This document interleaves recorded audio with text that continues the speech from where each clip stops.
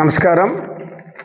ఈరోజు కలెక్టరేట్లో రాష్ట్ర ప్రభుత్వం నియమించినటువంటి Rajiv Ranjan Mishra commission, dedicated commission ఈరోజు పుట్టపర్తికి రావడం జరిగింది. అందులో భాగంగానే మేమందరూ కూడా ఇక్కడ బీసీ నాయకులు, జిల్లా కార్యదర్శి అన్నమయ్య గారు, వెంకటేష్ గారు, శ్రీరాములు గారు, ఇక్కడ మిగతా మిత్రులందరూ కూడా కలెక్టర్ ఆఫీస్కి బీసీ యొక్క రిజర్వేషన్ విధానాల మీద కమిషన్కు మా యొక్క అభిప్రాయాలు వివిధ రూపాల్లో కూడా మేము ఒక విజ్ఞాపన పత్ర రూపంలో కూడా అందజేయడం జరిగింది.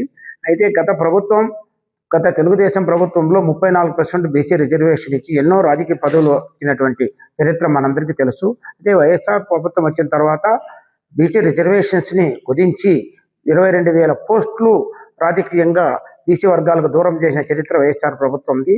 అయితే కొన్ని సాంకేతికమైన సమస్యల ద్వారా బీసీలు రిజర్వేషన్స్లో 50% రిజర్వేషన్ మించకూడదనే సుప్రీంకోర్టు ఆర్డర్ ఉన్న ద్వారా మళ్ళీ కూడా గౌరవ ముఖ్యమంత్రి చంద్రబాబు నాయుడు గారు బీసీలకు 33% రిజర్వేషన్ ఇవ్వాలి అనే సంకల్పంతోనే దీన్ని ఏదైనా చట్టపరంగా దీన్ని సాధించాలనే ఉద్దేశంతోనే ఈరోజు ఒక డెడికేటెడ్ కమిషన్ వేయడం, ఆ కమిషన్ రాష్ట్ర వ్యాప్తంగా ఈరోజు పర్యటిస్తున్నారు. అందులో భాగంగానే పుట్టపర్తికి రావడం.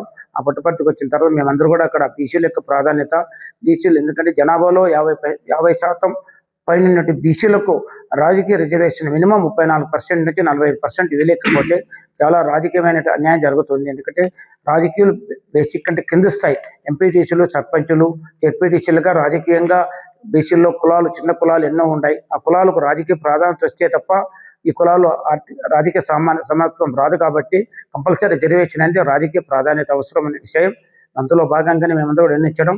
ప్రభుత్వం కూడా తప్పకుండా 34% రిజర్వేషన్ అయితే గతంలో ఉన్నదాన్ని 45% వరకు పొడిగించమని మేమందరూ కూడా అక్కడ అడగడం జరిగింది. వాళ్ళు కూడా సానుకూలంగా స్పందించారు. ఏది ఏమైనా కూటమి ప్రభుత్వం తప్పకుండా బీసీలకు న్యాయం చేస్తున్న సంకల్పం దృఢశాశ్వతం ఏమన్నా.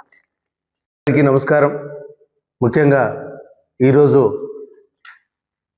జిల్లా కలెక్టర్ ఆఫీస్లో మా బీసీ నాయకులంతా కలిసి మా సాగర చైర్మన్ గారు, లైవ్ స్టాక్ డైరెక్టర్ గారు, మా శ్రీరాములు యాదవ్ గారు, మిగతా నాయకులంతా కలుసుకొని ఎస్టీ కమిషనర్ గారిని నియమించడంతో మేమంతా కలిసి వెళ్ళి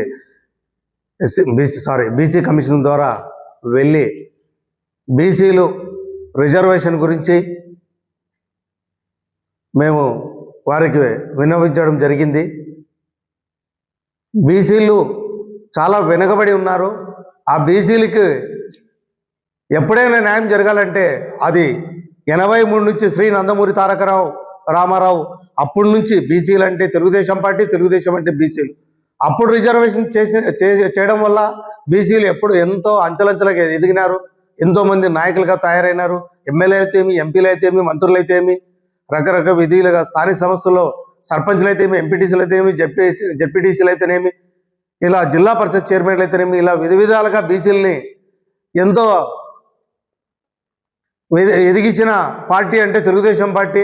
ఇప్పుడు మాన్యశ్రీ ముఖ్యమంత్రి వారు కూడా బీసీలకి ఎన్టీ రామారావు తర్వాత చంద్రబాబు నాయుడు గారే బీసీలకి 34% తీసుకొచ్చిన గొప్ప ఘనత వచ్చేసి మా చంద్రబాబు నాయుడు గారిది.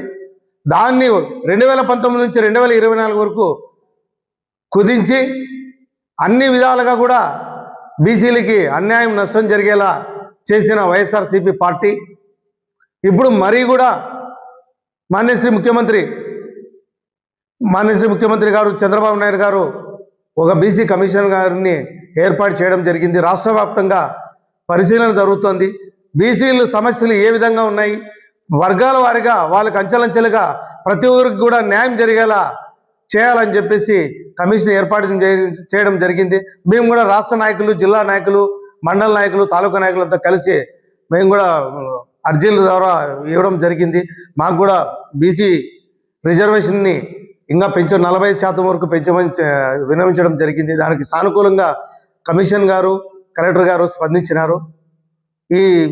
ఇలా జరగడానికి కారణమైన ముఖ్యమంత్రి నారా చంద్రబాబు నాయుడు గారికి ప్రత్యేకమైన ధన్యవాదాలు, కృతజ్ఞతలు తెలియజేసుకుంటూ జై హింద్, జై చంద్రబాబు, జై అమరావతి.